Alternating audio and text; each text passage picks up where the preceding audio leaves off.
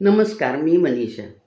बघा, काल एक मी गोष्ट वाचली आणि गमतीशीर म्हणजे सत्य तर आहेच ते, पण त्या कशा गमती-जमती घडतात बघा या वयामुळं. तर 60 झाली की माणसाचं कसं असतं, एक अध्यात्मामध्ये अ, अ, आपलं पुढचं आयुष्य घालवायचं असतं. देवधर्म, अध्यात्म त्यातनं एकाकीपणावर मात करायची, मनोरंजन करायचं, काही राहिलेल्या गोष्टी करायच्या. तर आता काय होतं काहींच्या म्हणजे साथीदार पुढं-मागं होतात. कोणाच्या आधी जातात काय, मग दुसरा राहतो, एकटा राहतो. पण त्या एकाकीपणावर आपण मात करायला शिकलं पाहिजे. असं हे आहे. तर एक काका होते. त्यांची पत्नी जाऊन झाले ते 8 वर्ष आणि ते रिटायर झाले ते. आणि त्यांच्या कॉलेजचं गेट टुगेदर होतं. ते शिकले तिथं. मग ते गेट टुगेदरला गेले ते आणि त्यांना ते जुने दिवस आठवले, की ते ज्यावेळेला कॉलेजमध्ये होते त्यावेळेला त्यांना नैना नावाची एक मुलगी खूप आवडायची. पण त्यांचं काही त्यावेळेला धाडस झालं नाही. अहो, शिक्षणाचं वय आणि कसं विचारणार? मग ते प्रेम तसंच मनामध्ये दबून गेलं. आणि आज नेमकी ती पण मुलगी आज त्या गेट टुगेदरला आलेली होती.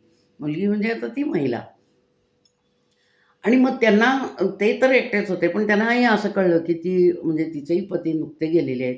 मुलं जवळ नसतात. ती एकटीच असते. तर मग त्यांच्या मनात आलेलं, की ती एकटी आहे, आपण एकटे आहे, तर आपण तिला धाडस करून विचारूया का, की "तू माझ्याशी लग्न करशील का?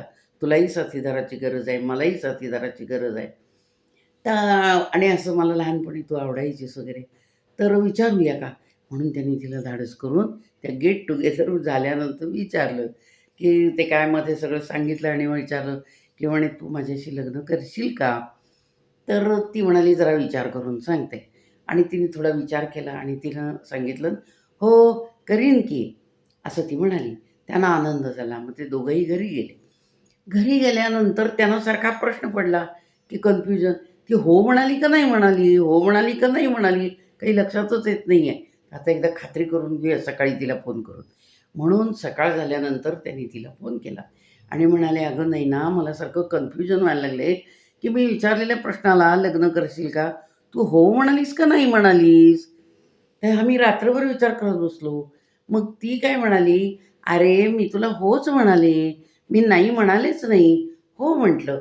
पण मी पण रात्रभर विचार करत बसले, की मी नक्की कुणाला हो म्हटलं? हे असं आहे बघा सगळं. तर हे कन्फ्युजन सगळ्यांनाच होतं आणि एक 60 नंतर हे अशीच बुद्धी होती. तर ह्या अशा गमती-जमती घडतात. तर आता काय बोलायचं खरं म्हणजे अध्यात्मात त्यांनी आयुष्य घालावं, पण प्रत्येकाची विचारधारा आहे. धन्यवाद. जय श्रीराम.